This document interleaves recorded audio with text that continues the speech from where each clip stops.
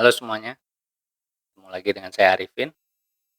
Kali ini saya ingin membahas tentang pikiran sadar dan pikiran bawah sadar. Mungkin teman-teman sering mendengar istilah ini.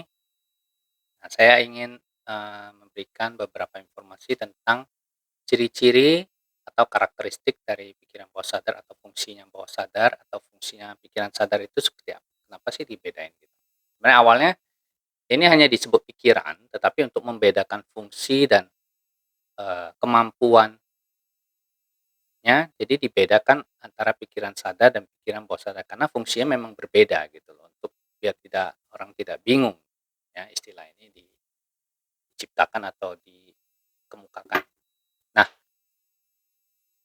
fungsi dari pikiran sadar ini apa? Pertama, pikiran sadar ini fungsinya untuk pertama itu mengidentifikasikan, informasi yang masuk melalui panca indera. Misalnya, kita melihat, baju yang kita suka atau gadget yang kita ingin beli, kita memasukkan lewat indera kita atau makanan lewat indera penciuman atau indera pengecap kita.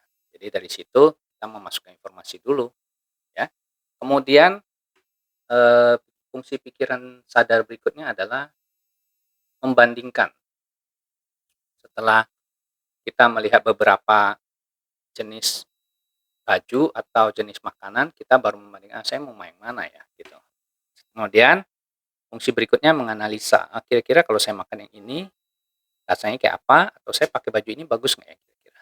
Itu menganalisa. Kemudian terakhir baru memutuskan. Fungsi yang berikutnya itu memutuskan bahwa, oh akhirnya, oh saya mau yang ini nih, ini yang saya mau, gitu. Nah, ini fungsi pikiran sadar. Sedangkan fungsi pikiran bawah sadar itu lebih kompleks dan lebih banyak. Yang pertama yaitu pikiran bawah sadar ini eh, tempat kebiasaan atau tempat menyimpan kebiasaan. Jadi baik kebiasaan yang baik maupun kebiasaan yang buruk. Jadi semua tersimpan di pikiran bawah sadar. Jadi misalnya kita hobi olahraga atau kita hobi makan, ya itu tersimpan di bawah pikiran bawah sadar kita. Dan ada lagi, apalagi?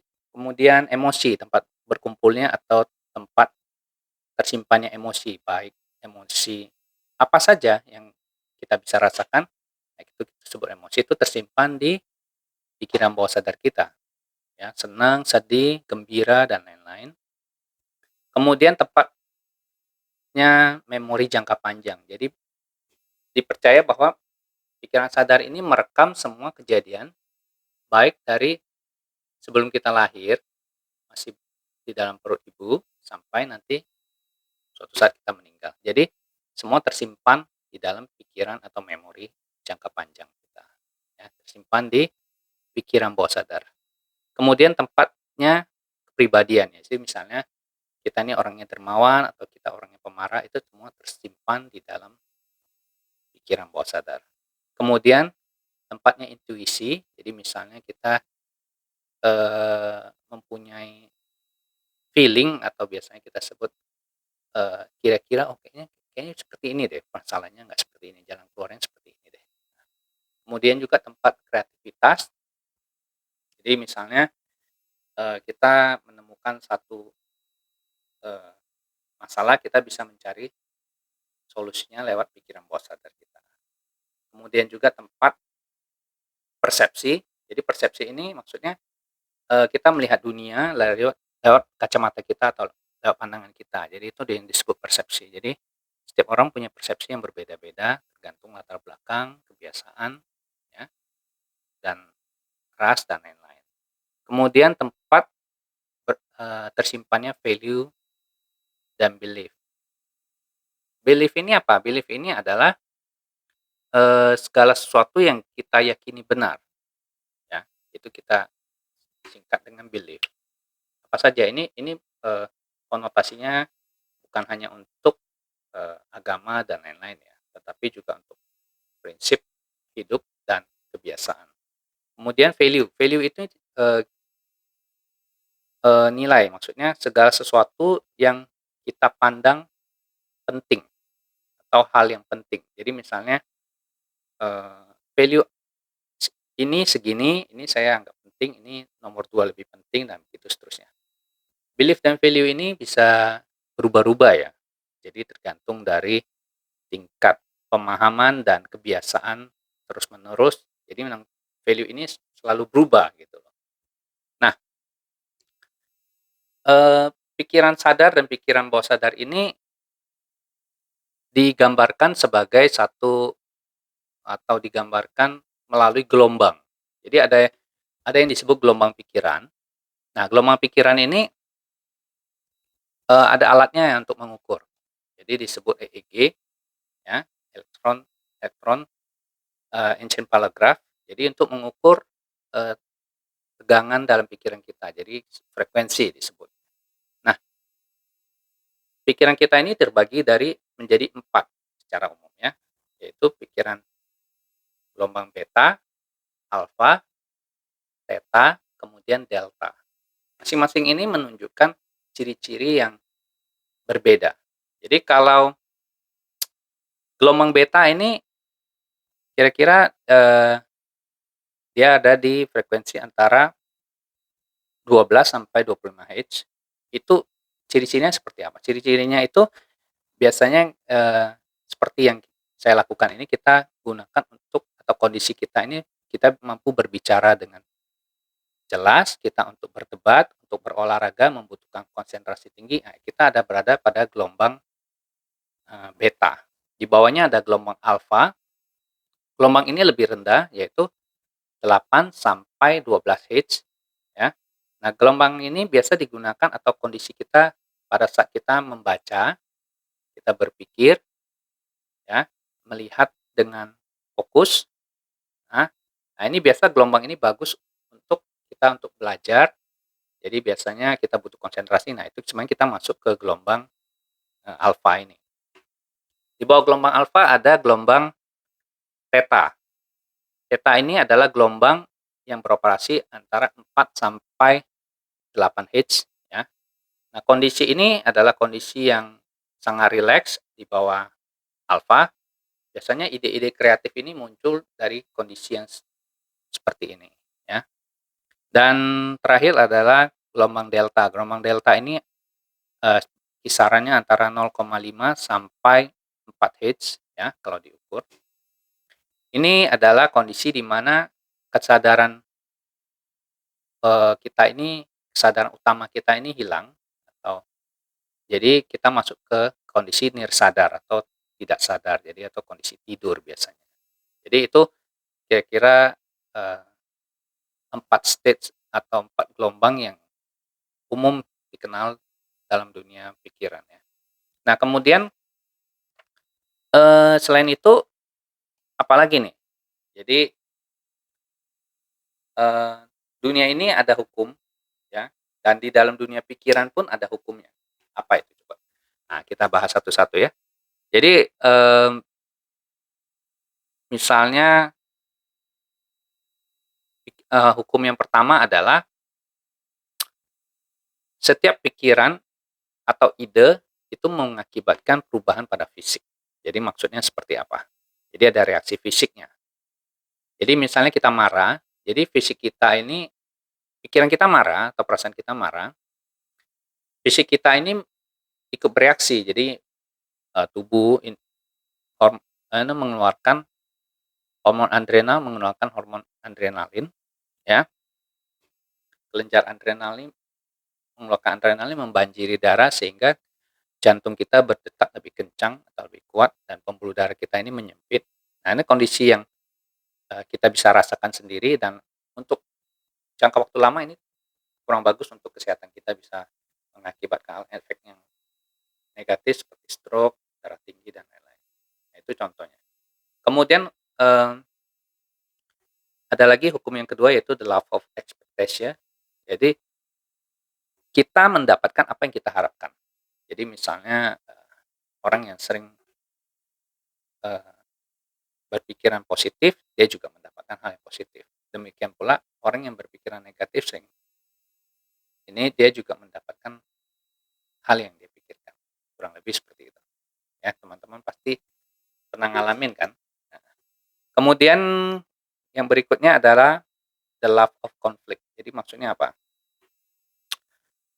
Saat berhubungan dengan pikiran bawah sadar, biasanya imajinasi ini lebih kuat daripada, pengetahuan. Jadi misalnya ada contoh, misalnya kita disuruh menyeberangi sungai, jaraknya kurang lebih 12 meter, tetapi jembatannya hanya merupakan, eee, plat baja yang kira-kira 10 senti dan tebalnya itu kira-kira, eee, 5 senti.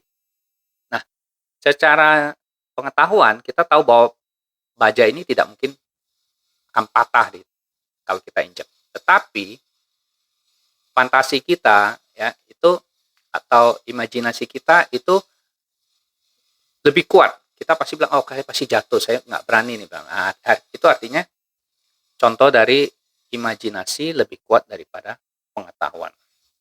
Jadi itu contoh dari the law of conflict ini, ya. Kemudian ada lagi hukum berikutnya itu ide yang bertentangan itu tidak bisa dilakukan secara bersamaan. Jadi misalnya saya, eee, ingin kurus tetapi saya pengen makan juga, atau saya pengen sehat tetapi saya malas berolahraga. Nah itu nggak bisa dijalankan dua-duanya. Jadi biasanya pikiran yang lebih kuat yang mendominasi, apakah itu kita olahraga atau kita makan lebih banyak, biasanya seperti itu. Kemudian, eee, hukum berikutnya bisa adalah jika suatu ide diterima oleh pikiran bawah sadar, ya, jadi masuk ke bawah pikiran bawah sadar kita, maka ide tersebut akan selalu ada atau tetap ada sampai ide itu digantikan oleh ide berikutnya atau ide yang lain yang masuk ke bawah pikiran sadar yang kita terima. Dan semakin lama, ide itu mengendap, itu akan semakin sulit dikeluarkan atau ide itu akan memberikan perlawanan. Jadi contoh seperti apa? Contoh misalnya teman-teman pernah, patah hati, ya kan? Benar kan? Nah, pada saat kita pacaran kan kita mengenal si A untuk jangka waktu yang tertentu ya, bisa lama, bisa sebentar bagi sebagian orang. Nah, semakin lama memori si A ini masuk ke dalam pikiran bawah sadar kita sudah terbiasa dan lain-lain, maka begitu kita putus, sulit sekali untuk melupakan si A. Jadi misalnya seperti itu, ya. Pengalaman ya. Nah, itu contohnya. Sampai ada B yang menggantikan posisi A, gitu loh. Ingat ya, kita harus terima dulu ide itu. Baru ide itu bisa menggantikan ide yang sudah ada atau sudah lama. Tapi ada perlawanan biasanya, ya. Kemudian eh, gejala sakit yang timbul dari suatu emosi bila terus bertahan akhirnya akan menjadi suatu realita fisik. Jadi maksudnya gimana ini? Jadi misalnya orang selalu bilang, oh, kok jantung saya sering berdebar-debar ya kalau malam ya. Wah, jangan-jangan saya ini, jangan-jangan saya itu.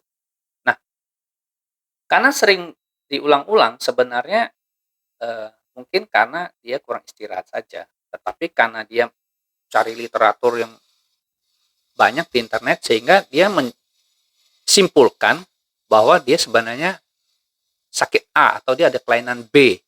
Nah, semakin sering dia mengulang ataupun memasukkan ide-ide seperti itu, nah itu akan biasanya akan menjadi realita fisik bagi di tubuh dia, yaitu biasa disebut penyakit psikosomatis. Jadi psikosomatis ini biasanya terjadi di kehidupan ini kurang lebih 75% karena biasa sakit fisik ini biasa didahului oleh sakit pikiran atau kondisi pikiran seseorang terlebih dahulu, ya. Kemudian ada lagi yang disebut the law of compounding suggestion. Jadi maksudnya gimana? Jadi bila kita mengerti sugesti dan kita mensugesti diri kita, contohnya sugesti ini jika sudah berhasil dilakukan akan membuka peluang lebih besar bagi sugesti berikutnya. Jadi misalnya contohnya misalnya, saya ingin bangun pagi jam 6 untuk berolahraga setiap hari. Itu kita terus masukkan sugesti itu pada malam hari sebelumnya, dan kita berhasil bangun jam 6. Nah, setelah itu kita bilang, "Oh, saya mau sugesti berikutnya nih." Sugesti apa nih? Saya mau, makan makanan sehat. Kita mulai lagi sugesti makanan sehat itu masuk. Nah, karena sugesti yang awal berhasil, biasanya peluang sugesti yang kedua ini keberhasilannya biasa lebih besar. Itu contohnya seperti itu. Kemudian ada lagi yang terakhir, eee, saat berhubungan dengan pikiran bawah sadar, ya, semakin dan fungsi-fungsinya maksudnya, dan semakin besar upaya yang dilakukan oleh pikiran sadar, ya, semakin kurang respon dari pikiran bawah sadar. Jadi maksudnya gimana? Contohnya misalnya, teman-teman sulit tidur, ya, padahal sudah malam dan biasanya tidur jam segitu, ya. Nah, pada saat teman-teman nggak bisa tidur, teman-teman menggunakan upaya atau willpower atau kekuatan kehendak, teman-teman. "Oh, saya harus tidur, saya harus tidur, saya mau tidur, saya harus tidur," gitu. Jadi teman-teman maksa terus tidur, wah segala macam upaya dilakukan dan biasanya apa akibatnya? Biasanya gagal kan. Kenapa saya tahu? Ya karena saya juga pernah ngalamin. Jadi, itu membuktikan bahwa willpower itu tidak ada, ya. Jadi jika berhubungan dengan pikiran bawah sadar, jadi yang biasanya berhasil itu adalah take it easy atau santai saja, santai Bro, gitu. Jadi maksudnya biasanya justru kalau kita santai, kita rileks, justru gelombang otak kita ini menurun. Sehingga fungsi-fungsi tubuh kita ini juga melambat, ya, atau menurun sehingga tubuhnya lebih rileks, pikirannya juga rileks, dan kita mudah sekali untuk masuk ke kondisi delta tadi atau masuk ke kondisi tidur. Nah, itu contohnya. Nah, eee, itu beberapa ciri-ciri dari pikiran bawah sadar, ya. Lain kali saya akan upload lagi atau saya akan bahas lagi tentang, eee, fenomena yang ada dalam pikiran bawah sadar, ya. Mudah-mudahan teman-teman memperoleh manfaat dan ide dari apa yang saya kemukakan, ya. Sampai ketemu lagi, have a nice day.